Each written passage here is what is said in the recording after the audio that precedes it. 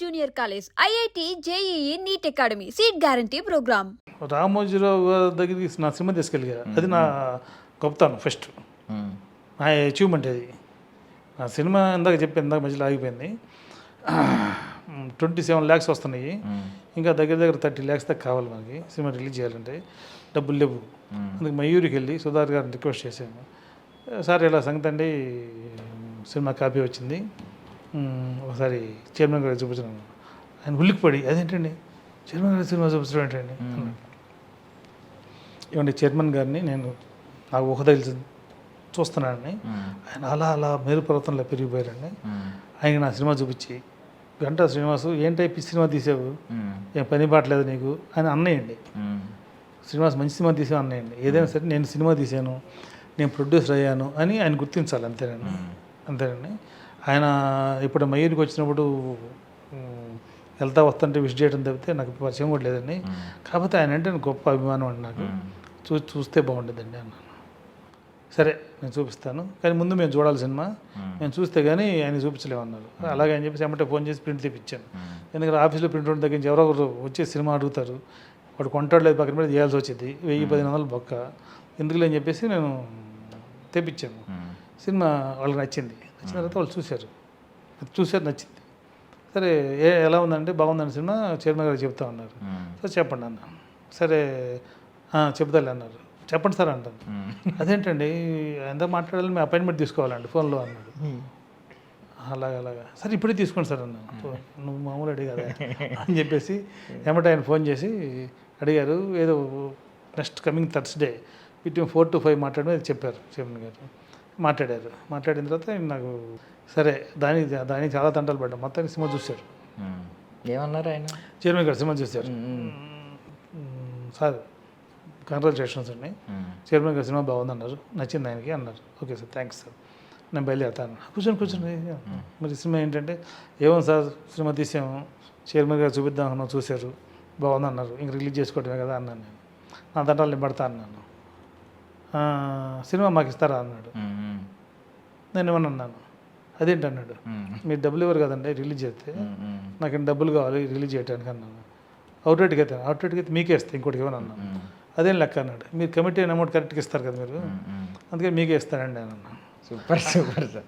సరే ఇంకేముంది సార్, అంటే మీకు ఇంకేం ఆశలు కోరికలు అంటే సాధించాలనే ఆశయం ఏముంది సార్?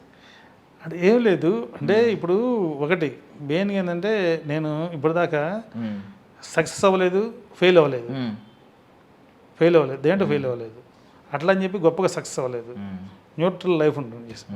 కాకపోతే మన ఎండ్ ఆఫ్ ది లైఫ్లో ఒక పెద్ద ప్రాజెక్ట్ ఒకటి చేయాలి, పెద్ద ప్రాజెక్టు, అది ఇంటర్నేషనల్ లెవెల్లో ఉండాలి అనేది ఒక సబ్జెక్ట్ రెడీ చేసాము. ఒక బయోపిక్, అందరూ ఒక నెగిటివ్ అనుకుంటున్న పర్సన్ బయోపిక్ అది.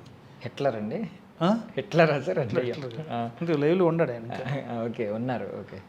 ఆయన ట్రై చేస్తున్నాము, లెటర్స్ పంపించాం, ఇంకా రెస్పాన్స్ రాలేదు. చెప్పొచ్చు సార్ పేరు? ఇంకా వద్దంటారు? చెప్పొచ్చు, ఏముంది, విజయ్ మాల్యా. ఓ ఓకే, ఇంట్రెస్టింగ్ పేరు. విజయ్ మాల్యా గారిది బయోపిక్ మొత్తం సబ్జెక్ట్ రెడీ చేసాము. ఎక్కడి నుంచి రైట్ ఫ్రమ్ వాళ్ళ తాతగారి దగ్గర నుంచి, వాళ్ళ తాతగారు అంటే బ్రిటిష్ వాళ్ళ దగ్గర ఫ్రీడమ్ ఫైటర్, బ్రిటిష్ వాళ్ళ దగ్గర డాక్టర్.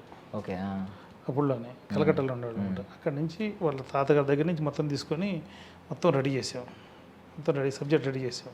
కాకపోతే ఆయన పర్మిషన్ కావాలి కదా, ఆయన పర్మిషన్ కోసం ట్రై చేస్తున్నాం. ఏం చెప్తారు సార్ ఆయన జీవితం గురించి? మీరేం చెప్తారంటే చాలామంది నెగిటివ్గా అని మీరే అన్నారు. ఇప్పుడు మొన్న ఇంటర్వ్యూ తర్వాత కొంచెం పాజిటివ్గా మాట్లాడిన వాళ్ళు కూడా ఉన్నారు. అంటే ఏమైందంటే, ఇప్పుడు మనకి తెలిసిన నేను కూడా ఆడియన్స్లో ఒకనే కదా, మనకి తెలిసిన విజయ్ మాల్యా వేరు, మనకి తెలియని విజయ్ మాల్యా వేరు. మనకి తన గురించి చాలామందికి తెలియదు. మనం ఎంతసేపటికి ఆ ఫ్యాషన్గా ఆ గర్ల్స్ తోటి అటాటా ఎంజాయ్ చేస్తుంటాడు లైఫ్, ఇదే తెలుసు తప్పితే దానికి ఒక స్ట్రాటజీ ఉండేది. ఇప్పుడు నేనే నా సినిమా రిలీజ్ చేయడానికి ఎలాంటి స్ట్రాటజీ ప్లే చేశాను, ఆయన ప్రోడక్ట్ని సేల్ చేయడానికి స్ట్రాటజీ ప్లే చేశాను. ఇప్పుడు ఆయన చేసిన దాకా అంతకుముందు ఎవరు ఏ ప్రోడక్ట్ చేసినా సరే కంపల్సరీగా ఒక మోడల్ కావాలి, ఒక బ్రాండ్ అంబాసిడర్ కావాలి అని చెప్పేసి చేసుకుంటూ ఉంటారు. ఫస్ట్ టైం ఆయన ప్రోడక్ట్కి ఆయనే మోడల్, ఆయనే బ్రాండ్ అంబాసిడర్. ఆయన ఇప్పుడు గ్లాస్ పెట్టుకుంటారు కదా, ఏంటంటే నా బిజినెస్ అదే కదా, ఆయన బిజినెస్ డ్రింకే కదా, మరి గ్లాస్ ఉండాల్సిందే కదా ఇన్స్పైర్ కావాలంటే, అంతే కదా. ఇప్పుడు చాలామంది బిజినెస్ మ్యాన్ ఉన్నారు మనకి, ఎవరి గురించి మనం మాట్లాడుకోం, విజయ్ మల్లి గురించి మాట్లాడుకుంటాం. ఎందుకంటే పబ్లిక్లో ఉండాడు ఆయన, కొంచెం నలుగురు నడిచే దారిలో కాకుండా కొంచెం డిఫరెంట్గా వెళ్తున్నారు, సక్సెస్ అయ్యాడు. సరే, ఫెయిల్యూర్కి రకరకాల కారణాలు ఉంటాయి. నేను తీసుకుని ఏంటంటే ఫస్ట్ సక్సెస్ వరకే విజయ్ మాల్య, దాని తర్వాత సెకండ్ది rise of the king first, దాని తర్వాత downfall of the king second, ఇది అట్లా తీసుకొని రెడీ చేసాము. సబ్జెక్ట్ అంతా రెడీ అయింది, ఆయన అప్రోచ్ అవుతున్నాము. అది అన్నీ జరిగితే అది చేస్తే వాళ్ళు, ఎందుకంటే అది ఓకే అంటేనే దగ్గర స్టార్ట్ చేయడానికి మినిమం 6 months పట్టిద్ది. ఆర్టిస్టులు తీసుకోవడం కానీ, వాళ్ళ తాతగారిని వాళ్ళ నాన్నగారిని ఈయన్ని సెలెక్ట్ చేయడం కానీ, ఇది కానీ లొకేషన్స్ కానీ. అంటే ఇప్పుడు మీరు వాళ్ళ తాతగారు వాళ్ళ చుట్టుపక్కల వాళ్ళని అందరినీ ఆడియన్స్కి అంత పరిచయం కాదు కాబట్టి ఎవరిని పెట్టినా ఓకే. విజయ్ మాల్యా గారి ఫేస్ అంత బాగా తెలిసింది కాబట్టి బాగా మ్యాచ్ అయ్యే ఆర్టిస్ట్ని వెతకాలి. ఎవరెవరు అనుకుంటున్నారు సార్ మైండ్లో? అంటే రకరకాలుగా అనుకుంటున్నాము. అరవింద్ స్వామి ఉన్నారు కదా, అరవింద్ స్వామి ఇప్పుడు మొన్న జయలలిత గారి బయోపిక్ చేశారు కదా, దాంట్లో అరవింద్ స్వామి ఈ వేషం వేశారు కదా, అది చాలాసేపు చూస్తే తప్పితే గుర్తురాడు. ఓ అరవింద్ స్వామి అని చెప్పేసి, అంటే అలా మోల్డ్, అంటే ఇప్పుడు ఆర్టిస్టులు అందరూ ఆర్టిస్టులే, కానీ అలా మోల్డ్ అయ్యే ఆర్టిస్ట్ ఎవరు ఉండరు మనకి, ఫిజిక్ కానీ ఇది కానీ అట్లా ఉండరు, 2-3 ఉండరు ఇంకా ఆలోచనలో. అంటే ఫస్ట్ ఆయన దగ్గర నుంచి గ్రీన్ సైకిల్ వస్తే ఇంకా ముందుకు వెళ్దామని అని చెప్పేసి మనం ట్రై చేస్తున్నాం. అట్లనే ఆయన కోసమే కపిల్ దేవ్ని కలిసాము, కపిల్ దేవ్ వాళ్ళ ఫ్రెండ్ అంటే కలిసాము. ఆ టైంలో వర్కౌట్ కాలేదు, సో ముందు సబ్జెక్ట్ చేద్దామని చెప్పి సబ్జెక్ట్ అంతా రెడీ చేసాము. ఇది మన ఇక అంటే ఇది దాని తర్వాత అది స్టార్ట్ చేస్తే కనీసం 2 ఏళ్ళు పట్టిద్ది. సినిమా అనుకుంటున్నారు సార్? ఏమన్నా కాదు వెబ్ సిరీస్. సేమ్ స్కామ్ 1992 అని హర్షద్ మెహతా అదే సేమ్ ఇది స్కామ్ కాదు, స్కీమ్. లేదు, ఆయన లైఫ్ బిగినింగ్లో వెరీ వెరీ గుడ్ అనమాట.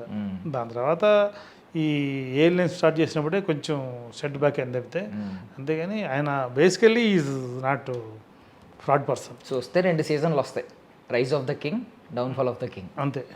రెండు అంటే మనం ఏం చేసామంటే రైజ్ ఆఫ్ ది కింగ్నే మనం తీసుకున్నాం, down fall of the king ఆయనతో డిస్కస్ చేయకుండా మన మార్కెట్లో దొరికే బ్యాడ్ దీన్ని తీసుకొని మనం చేయలేం కదా. ఇప్పుడు ప్రతి చోట కూడా 2 ఉంటాయి, హెడ్ అండ్ టైల్. మనం కాయిన్ 1 సైడ్ చూసాం, అదర్ సైడ్ మనం చూడాలంటే ఆయనతో డిస్కస్ చేస్తే కదా ఏది ఎందుకు జరిగింది అనేది.